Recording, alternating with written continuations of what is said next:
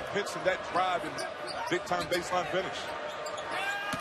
Here goes Melvin Frazier right to the bucket. He averages Just one, denying every entry pass all over the floor, forcing the Green Wave to start their offense out of the scoring area. and that time Hence the job, pushing the basketball, pushing tempo, and absolutely dominating points in the paint.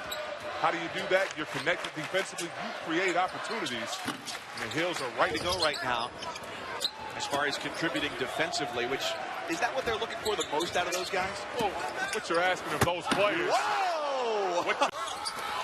Barry had 5. He shot, put it, and missed. Second opportunity, no. And the foul under the basket. Has to run this team. Doesn't have to be spectacular. Take care of the basketball. Tar Heels doing a nice job sharing the basketball and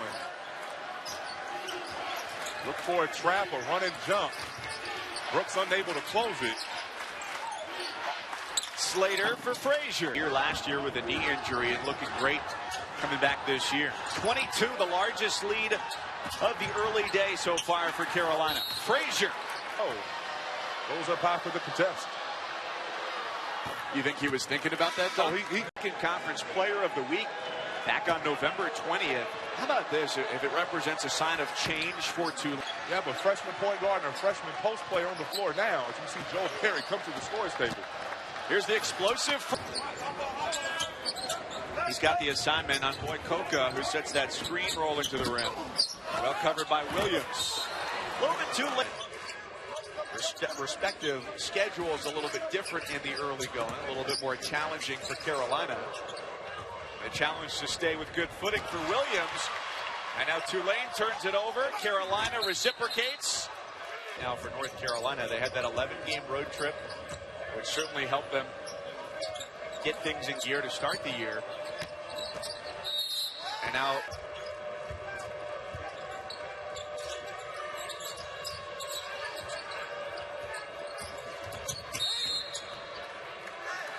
have an opportunity to get a layup at the rim.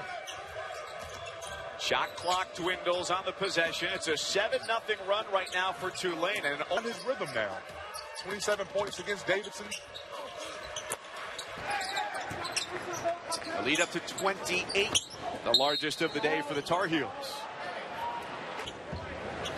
They're down a guard here again for the second straight game with Seventh Woods out in a boot today. As we talked about earlier with that foot injury, Planter Fest against Michigan State, and Tulane at 6-1, getting ready for the start of American Athletic Conference play.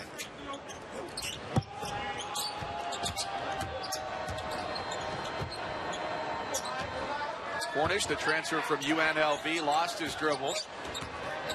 Beg your pardon, no he didn't. Baseline through the double team. And there you see it on the elbow. Not the most ideal place. Did a nice job making the offense extend well beyond the three-point line. Three-point try. Guy who was a prolific high school scorer, not only in his high school days, but also on the summer circuit in upstate New York. Make the extra pass as Cornish steps in. That's one where everyone on the court should be screaming one more. You move that basketball, shift the defense from one side to the other. Unselfish play, and the Green Wave, the last few possessions, one side to the other. Unselfish play, and the Green Wave, the last few possessions, have done the job executing offensively. They've got the advantage numbers-wise. 4.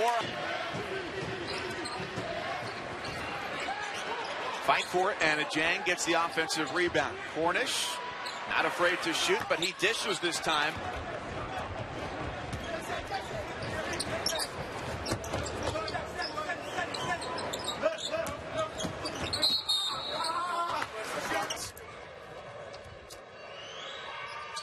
Sounds like a great for the Dean Dome, 78-52. And it's Melvin Frazier who's got 13 at the line.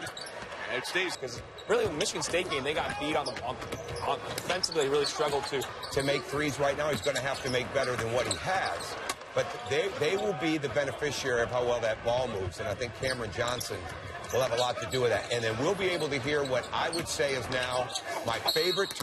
This team, as you alluded to, since the Michigan State contest, they've shown Mike in transition are able to keep up.